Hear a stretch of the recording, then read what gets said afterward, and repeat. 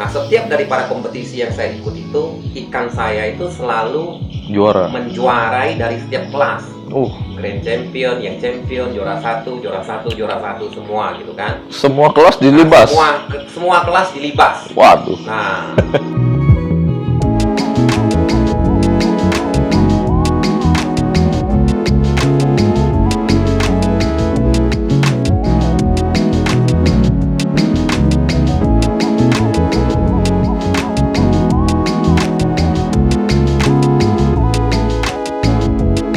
Nah, jadi kemarin waktu aku main-main ke rumah Ahya nih, ya. kayak istriku tuh ada cerita kan, kalau kau tuh pernah mindahin ikan terbang kemana, Hongkong ya kalau salah, itu tuh kayak dibayar 50 juta tuh gimana ceritanya tuh ya? Tentang nangkap ikan ya? Iya. Ceritanya gini, ada bos dari Filipina, dia membeli satu ekor ikan di Hongkong. Di Hongkong. Nah, jadi ikan itu harganya kata teman saya 1,2 miliar. 1,2 miliar ya? Nah, tetapi setelah dia beli, nggak ada orang berani nangkap ikan itu. Karena dari penjual itu tidak mau nangkap, dari pembeli itu dari Filipina nggak berani juga. Nah, dia masukkan ke media, apakah ada orang yang mau menolong untuk menangkap ikan yang dia beli? Oke. Masuklah ke Singapura lewat teman saya. Nah, teman saya di Singapura itu dia ingat. Nah, karena kami pernah bantu menangkap ikan.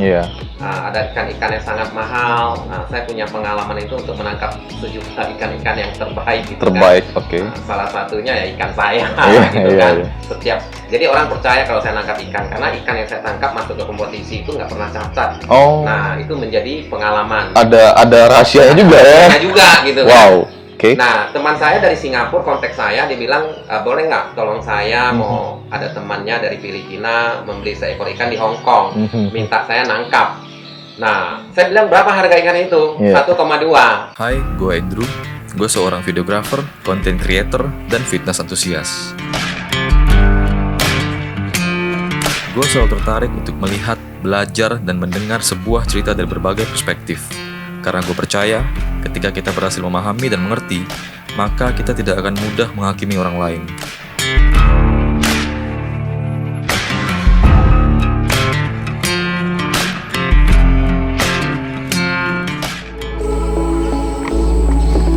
Perjalanan hari ini, gue berkunjung ke tempat sahabat lama yang bernama Hengki, atau lebih dikenal dengan nama Hengki Red. Beliau adalah seorang pengusaha arwana yang sangat sukses dan pemegang juara bertaraf internasional dalam kontes ikan arwana dan berhasil mempertahankan gelar Grand Champion selama 7 tahun berturut-turut.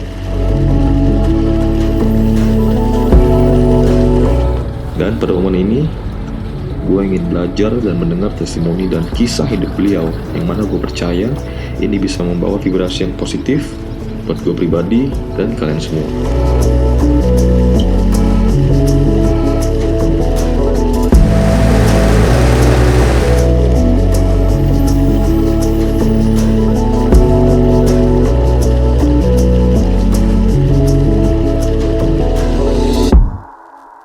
Ahya ini sebelum sampai sekarang sukses tuh latar belakangnya gimana?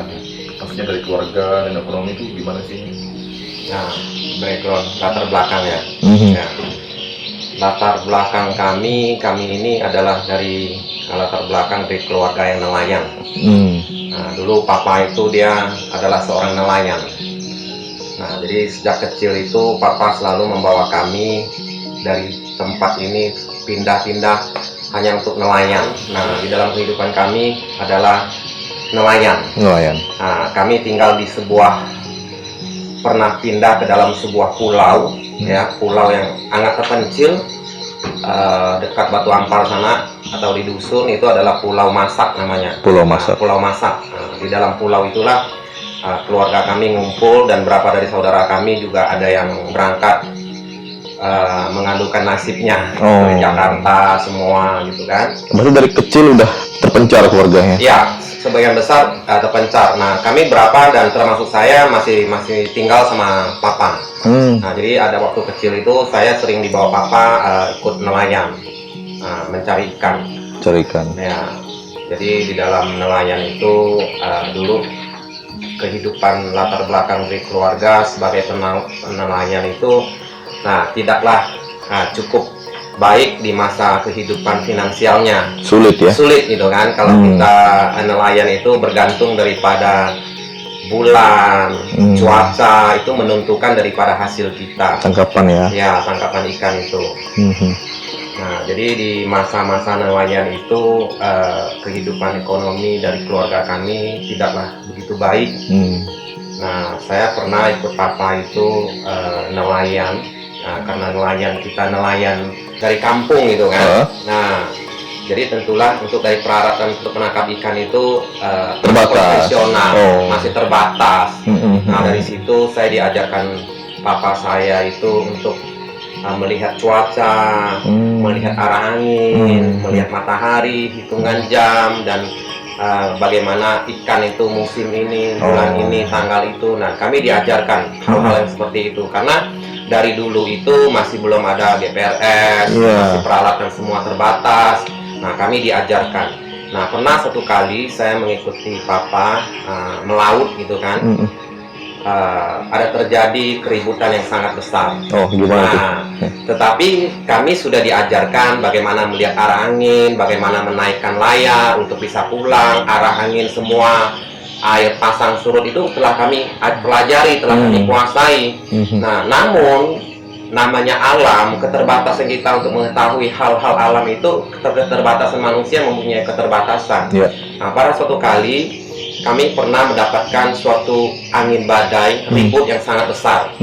Itu ribut, jadi datangnya badai itu gelap ya. Nah, waktu gelap itu kami nggak mempunyai tujuan, nggak punya arah, karena nggak ada matahari, dan anginnya pun untuk membuat kami mengantarkan kami pulang, kami tidak tahu arahnya. Selatan, timur, barat itu kami nggak tahu arahnya. Nah, di situ kami nggak bisa pulang. Nah, bersyukur dalam pada saat itu badainya berlalu dan kita bisa melihat cerahnya langit. Jadi itu bisa menuntun kami pulang. Nah, tetapi pada saat kami pulang itu tentulah kami kompromi dengan orang tua saya. Tidak cukup untuk mengetahui arah angin, arah matahari, timur, barat, selatan, utara itu tidak cukup. Kita sebagai nelayan. Nah, untuk itu kita membutuhkan suatu alat, persiapan. Nah, alat itulah yang kami persiapkan, yaitu kompas. Nah, tahun berapa tuh ya? Itu kira-kira 30 tahun yang lalu. Ya, cukup lama, 30 tahun yang lalu ya. Semua peralatan mesin-mesin kita masih manual ya. Masih pakai berdayung, pulangnya masih pakai arah angin. Masih konvensional sekali ya. Nah, di situ juga kita merasa kita perlu mempersiapkan namanya kompas. Kompas itu akan menunjukkan arah angin selatan utara. Dari situ kita bisa pulang. Nah, itu bisa menyelamatkan kehidupan kita dari kita sebagai nelayan. Ya.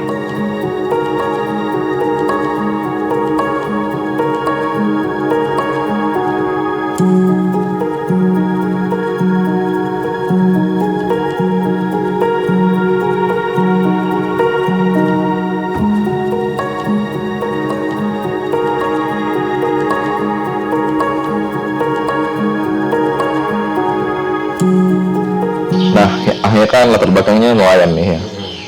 Dan apakah akhirnya tetap konsisten bekerja sebagai nelayan atau akhirnya kayak pengen mengadu nasib ke kota? Mungkin proses hidup akhirnya sampai lowest point gitu, boleh cerita nggak ya? Ya.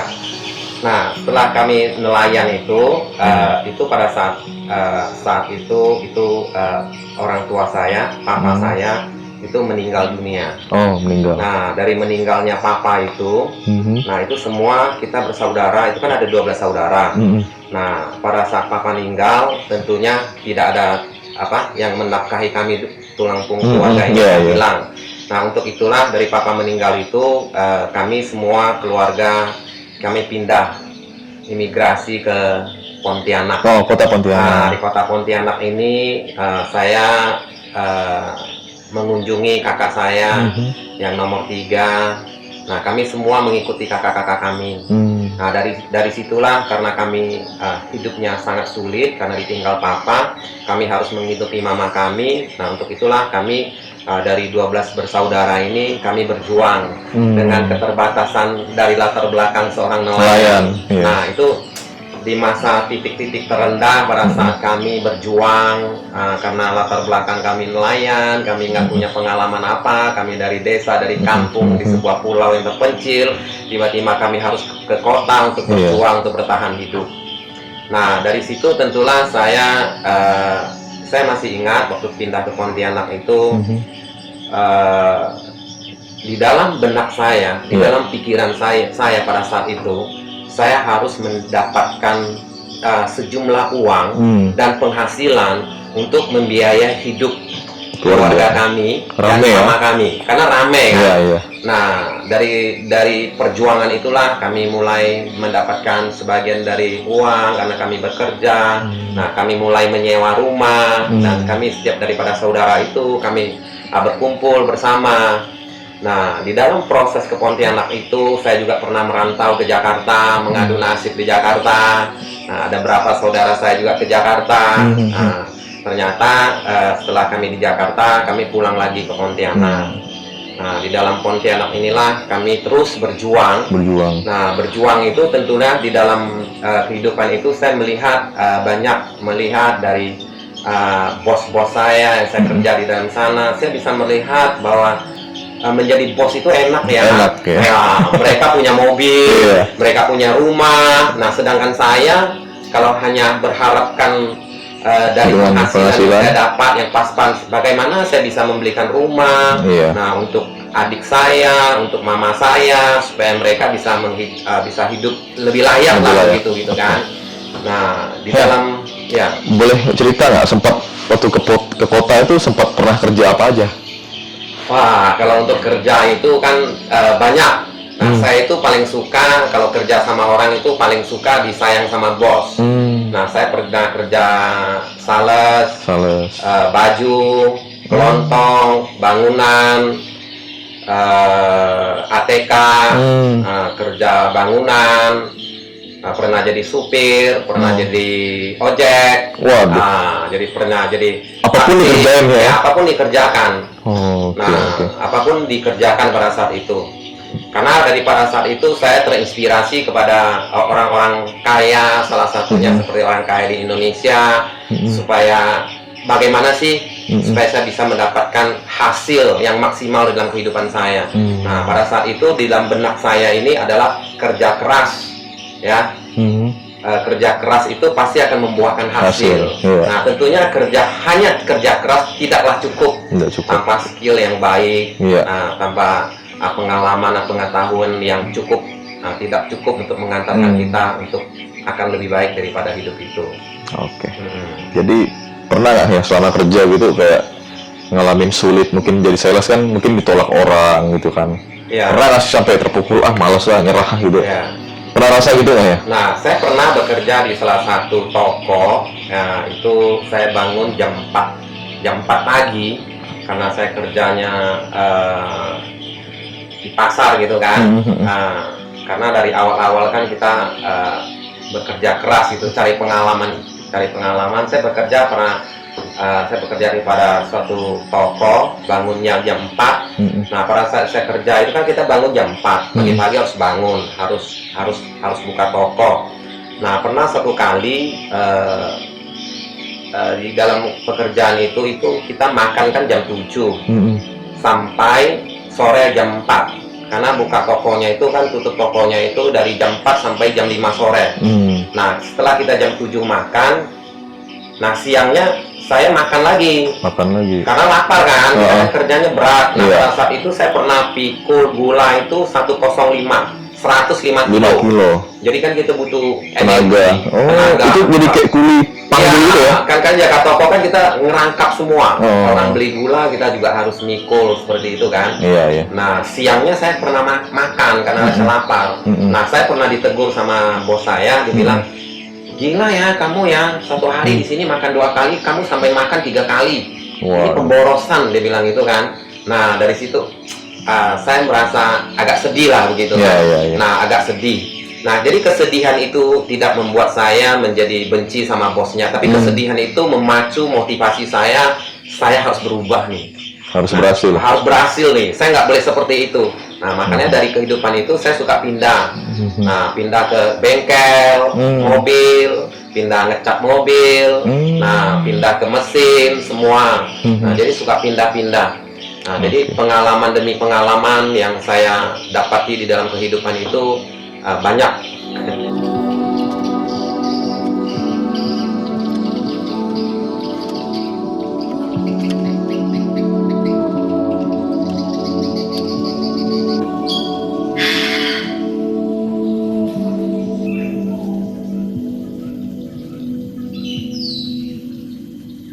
Kita udah ngobrol nih kemarin nih. Iya. Kita udah 2 hari nginep sini nih. Iya. Kemarin kan kita udah tahu nih ya, udah main ikan dari kerja sampai main ikan sampai sukses. Terus kan masuk ke kompetisi nih. Katanya Ahya ini kan juara dunia internasional 7 tahun berturut-turut. Gimana ceritanya ya? Kok ikannya bisa menang berturut-turut tuh gimana? Ya. Ini kita pengen denger, ini menarik sekali nih ya. Ya. Memang kalau kita bicara arwana, arwana itu di seluruh dunia setiap negara mempunyai arwana.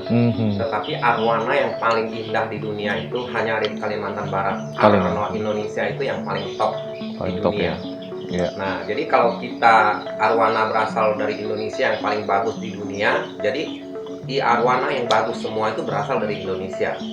Nah, kalau kompetisi yang paling berat itu adalah di negara Indonesia sendiri. Nah, ini sarangnya. Iya. Nah, kalau bulu tangkis Cina lah sarangnya. Iya, gitu kan. benar. Jago-jago. Nah, ini sarangnya.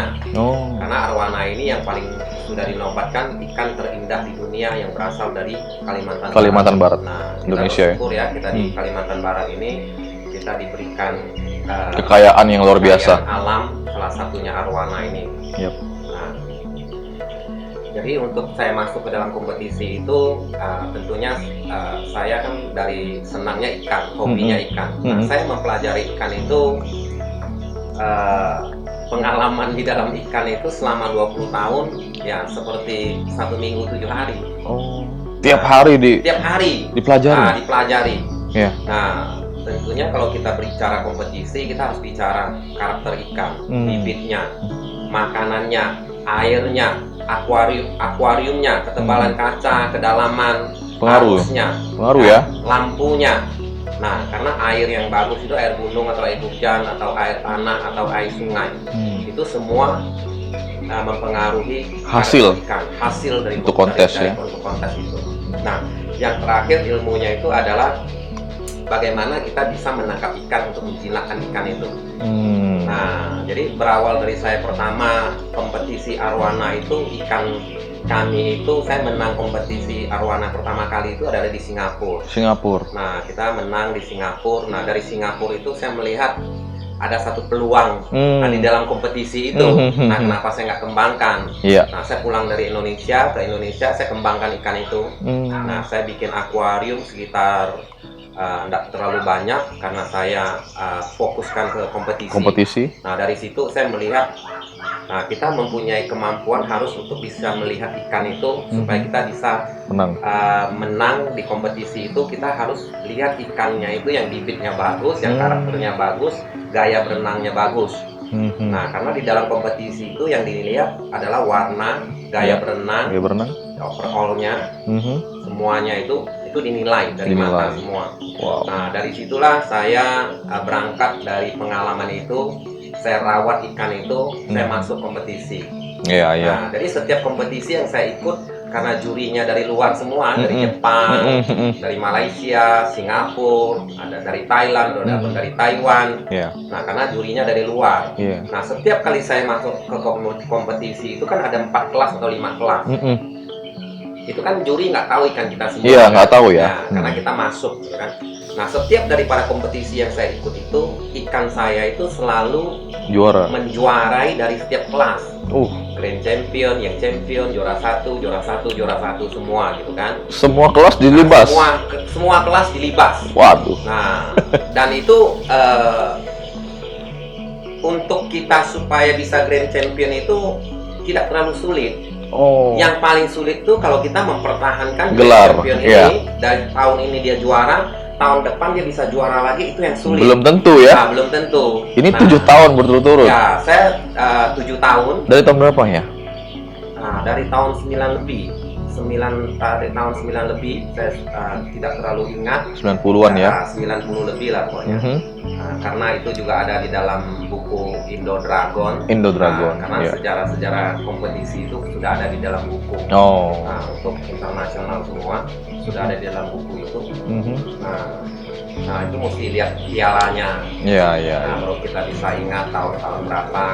Semua Nah, kelas menang ya? Iya. Wow, luar biasa sekali tuh ya. Dulu saya tuh mempunyai 2 ekor ikan. Hmm. Yang satu namanya Cristiano Ronaldo, Ronaldo. satunya Messi. Messi. Nah, kalau yang Messi Grand Champion ini juara 1. Mhm. Kan harus juara 1, di atas juara 1 itu Grand Champion. Grand kan? Champion. Nah, dia tuh berturut-turut. Berturut-turut. Nah, berturut-turut. Nah, Ikan yang sama. ikan yang sama. Wow. Nah, saya pernah ikan itu karena berturut-turut juara setiap tahun, jadi menjadi polemik juga. Iya, iya. Di kalangan Dilema ya. warna ikan itu. Nah, akhirnya ada berapa daripada Pesaing. pesaing-pesaing saya tidak mengizinkan ikan yang sudah juara masuk kompetisi lagi. Oh. Nah, dari situ saya juga karena ya saya berpikir kasihan juga ya sama teman-teman saya pada saat itu, mereka merawat ikan bertahun-tahun tapi seakan-akan saya borong semua Kelas kok. Iya, dilibas. dilibas gitu kan. Dari Iya, situ saya iya. berpikir ya udahlah, Cukuplah gitu ya. cukuplah Iya. turun gunung lah istilahnya kan. Nah, pada saat turun gunung itu terakhir itu saya dapat tawaran Mhm. dari Malaysia karena di kompetisi Cina itu ada kompetisi besar. Mhm. Itu Grand Championnya itu harganya nilainya sangat tinggi. Sangat kalau di tinggi. Cina. Iya. Nah, pada saat itu kan saya di Indonesia nggak boleh ikut ikan saya. Di blacklist. Nah, jadi saya ditawarkan sama teman yang di Malaysia itu. Hmm. Dia memberikan saya penawaran begini. Hengki Red dibilang, boleh nggak saya bawa ikan kamu, kita berangkat sama-sama ke Cina, kalau juara kita bagi untung. Mhm. Atau penawaran kedua, ikan kamu jual ke saya berapa, kamu nggak usah berangkat. Iya. Atau ikannya berangkat, kamu nggak usah berangkat. Oh. Nah, saya pilih yang ikan dijual dong. Iya. Nah, saya pilih ikannya dijual sama dia, 2 ekor. 2 ekor. Nah, dengan- Yang Messi sama Leonardo itu ya? Bukan, Cristiano Ronaldo itu. Oh. Yang merah. Yang merah. Yang sering juara itu. Akhirnya saya pilih jual, repot-repot mau ke sana kan. Iya, iya. Nah, lagian kan kita udah mau turun gunung. Iya, nih, jadi kita- dijual. Tadi saya jual. Nah, ikan yang saya jual ini masuk ke kompetisi Cina. Nah, itu Grand Champion. Grand Champion lagi. Ya, masuk di koran di Cina itu dijual 1,5 miliar. Wow. Nah, itu ikan dengan nilai kompetisi yang paling baik di Cina itu ikan saya yang namanya Cristiano Ronaldo. Ronaldo itu ya. Iya. Kayaknya pernah lihat di rumahnya Iya, ya. di rumah masih ada Iya, fotonya, iya, masih ada, sejarahnya masih Wah. ada. Nah,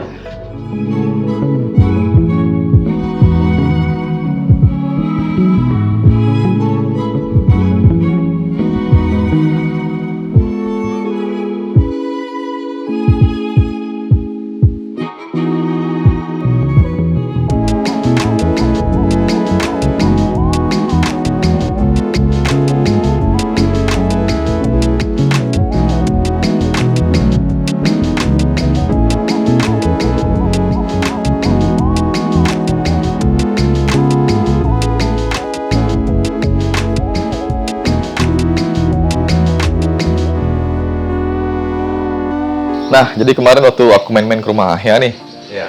kayak di istriku tuh ada cerita kan. Kalau kau tuh pernah nangkap, mindahin ikan terbang kemana, Hong Kong ya kalau salah. Itu tuh kayak dibayar 50 juta tuh gimana ceritanya tuh ya? Tentang nangkap ikan ya. Iya.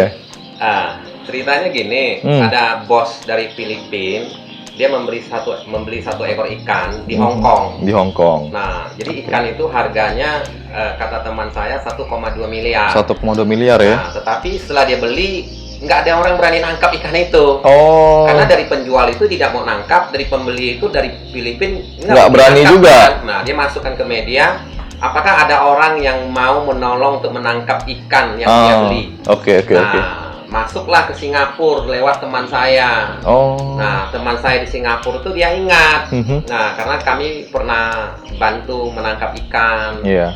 Ada ikan-ikan yang sangat mahal. Nah, saya punya pengalaman itu untuk menangkap sejumlah ikan-ikan yang terbaik gitu Terbaik, kan. oke. Nah, salah satunya ya ikan saya Iya, gitu iya, kan. iya. Jadi orang percaya kalau saya nangkap ikan karena ikan yang saya tangkap masuk ke kompetisi itu nggak pernah cacat. Oh. Nah, itu menjadi pengalaman. Ada rahasianya juga ya. Nah, juga gitu kan. Wow. Oke. Nah, teman saya dari Singapura kontak saya, dia bilang, boleh nggak tolong saya mau ada temannya dari Filipina membeli seekor ikan di Hong Kong, minta saya nangkap. Nah, saya bilang berapa harga ikan itu? Iya. 1,2. Oh. Nah, kalau saya mau matok harga kan nggak enak kan? Iya, nggak enak Saya tuh. alasan, saya Iya. bilang sorry Pak, saya sibuk nih, nggak bisa bantu gitu kan. Nah, tetapi karena ikan sudah terjadi transaksi, nggak ada orang tangkap, dia juga nggak enak kan? Iya, iya, Nah, dia terus telepon saya setiap hari, Aduh, kenapa ditelepon terus? Saya juga nggak Akhirnya enak, tolak kan? terus ya? Tolak terus. Wah. Akhirnya karena kami sudah berteman dengan yang orang Singapura ini, dia karena saya nolak terus, dia telepon istri saya. Dia motong jalur. Potong jalur. Nah, dia bilang sama istri, Bu, kamu tolong gosok hengki lah, dia bilang Iya, iya. kan. Nah, saya ada beli 1 ekor ikan, sangat bagus. Nah, kamu tolonglah, suruh Hengki bantu saya nangkap ikan itu. Nah, istri saya kan, istri kamu tahu sendiri. Iya, iya.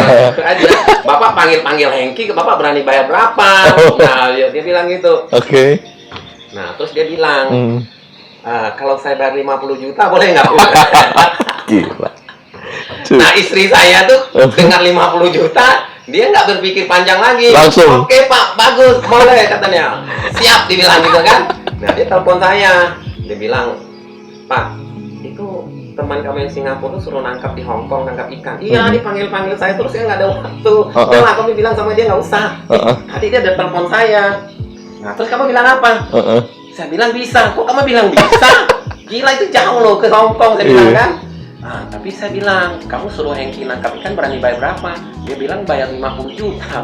Langsung. Tuh, langsung. Saya bilang 50 juta. Boleh, saya bilang. Kerjaan nggak sampai 10 menit. Iya. Nah, akhirnya dia telepon kembali ke saya. Tolonglah Pak. Iya, Saya iya. seperti dia siapkan saya tiket, suruh saya kirim paspor, siapkan tiket, saya berangkat sama anak saya langsung ke Hong Kong. Itu ada videonya ya? Ya, ada videonya. Siap. Ntar kita tayangin. Nah, setelah nangkap itu, ya 5 sampai 7 menit lah. 7 menit 50 juta, bro. Ya, Cari di mana? Ikan itu nanti bisa lihat di videonya. Itu ikan yang benar-benar spesial. Dayungnya Selama saya main ikan itu, ikan ini spesial. spesial ya. Dayungnya, dia punya ekor, dia punya gaya berenang dan besar, sangat besar. Besar ya. Nah, tentunya bukan masalah uang 50 jutanya Iya. tetapi Tapi kepercayaan. masalah nama besar saya dipertaruhkan. Nah, untuk itu saya secara profesional harus benar-benar menangkap ikan ini supaya ikan ini tidak terjadi Tidak apa-apa, cacat. tidak cacat. Nah, tugas saya Iya. menangkap ikan dari akuarium, memasukkan di dalam kantong, masukkan ke styrofoam, besoknya dikirim ke Filipina.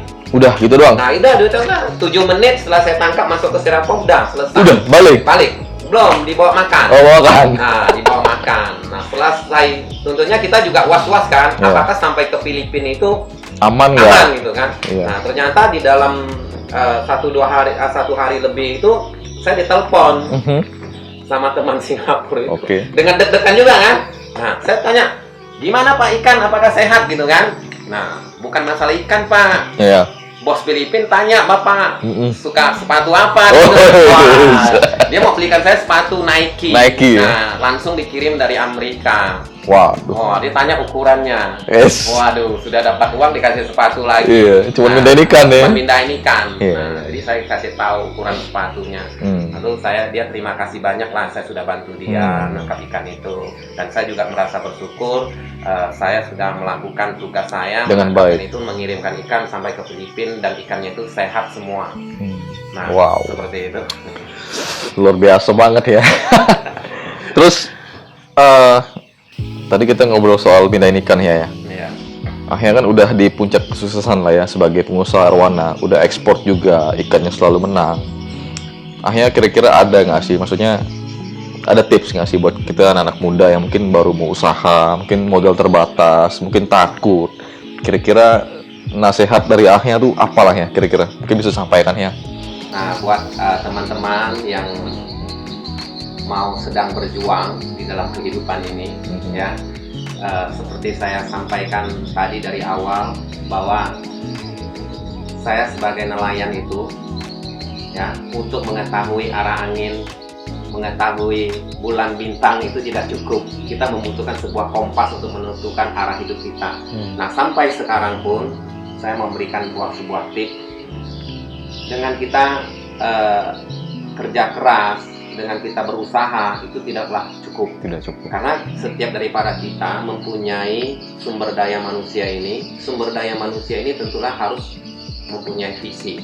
Tujuan ya. Harus tujuan. Yang jelas. Nah, yang jelas gitu kan. Oke. Nah, saya mau memberitahukan seperti ini supaya kita bisa tahu dulu bahwa di dalam kesuksesan seorang itu tentulah dia harus mengerti ada berapa bagian yang perlu dia ketahui, bahwa Tuhan itu menciptakan monyet, wilayahnya itu di gunung. Di gunung. Ya. Oke. Tuhan menciptakan bebek, wilayahnya itu di air. Di air. Kalau monyet wilayahnya di gunung, dia main di air, dia hidup tapi dia nggak maksimal. Maksimal. Bebek wilayahnya di air, kalau dia main di gunung Juga nggak maksimal. juga nggak maksimal. Nah, karena itu supaya kita bisa berani, harus kita temukan rahasianya, talenta kita, Di mana? karunia kita di mana. Nah, itu harus kita temukan. Jadi rajin usahanya itu tidak cukup. Nah, kita membutuhkan sebuah kebenaran. Karena firman Tuhan katakan, akulah jalan, akulah kebenaran, akulah hidup. Nah, jadi kita semuanya kita harus mempunyai visi misi lewat sebuah kebenaran yang telah ditentukan Tuhan di dalam kehidupan kita. Nah, untuk itu pesan saya buat teman-teman, ya, jangan minder. Saya pun dari latar belakang keluarga dari nelayan, tapi saya berjuang, ya, berjuang di dalam sebuah kebenaran yang ditetapkan oleh Tuhan. Nah, jadi saya berharap teman-teman harus berusaha berjuang untuk mendapatkan sebuah kebenaran di dalam kehidupan. Temukanlah talenta di dalam diri kita, Yes. ya, potensi yang di dalam diri kita. Nah, jadi kalau kita sudah mendapatkan sebuah kebenaran, kita bisa melihat potensi yang ada di dalam diri kita, apa yang harus kita capai. Nah, kita tentunya kita harus banyak berdoa, minta hikmat dari Tuhan, mencari kebenaran itu menentukan kita. Nah, kalau kita sudah dapat sebuah kebenaran, nanti kita sukses, kita tidak sombong, kita tidak tinggi hati. Nah, itulah. Tapi kalau kita tidak menemukan sebuah kebenaran, setiap orang bisa sukses. Tapi kesuksesnya itu nanti dia bisa sombong, bisa tinggi hati, dia nggak bisa bertahan lama. Nah, saya bersyukur di dalam kehidupan saya ini, terakhir saya mau katakan, nah, kalau saya ditanya punya apa-apa, saya nggak punya apa-apa. Selama ini apa yang saya miliki itu adalah punya Tuhan. Saya ini dipercayakan Tuhan untuk menjadi pengelola yang baik. Yang milik saya adalah baju ini. Baju ini doang. Ya, semua apa yang ada saya punya itu adalah milik Tuhan. Besok dia bisa ambil, besok dia bisa berikan. Nah, itu pun saya harus mengucap syukur. Karena segala sesuatu yang saya miliki adalah milik Tuhan. Harus dikembalikan kepada Tuhan. Nah, karena janji Tuhan itu iya dan amin. Nah, untuk itu saya berharap kita semua, teman-teman anak muda, ya, kita harus berjuang. Jangan melihat dari latar belakang kita. Seorang nelayan yang dari kampung pun, kalau kita berusaha keras, mendapatkan sebuah kebenaran, menemukan sebuah potensi dan karunia di dalam kita kembangkan, setiap orang pasti bisa sukses. Bisa berhasil. Wow, gila. Thank you ya sharing hari ini. Ini isinya daging banget. Semoga kita bisa terapin ya. Thank you ya buat waktunya ya.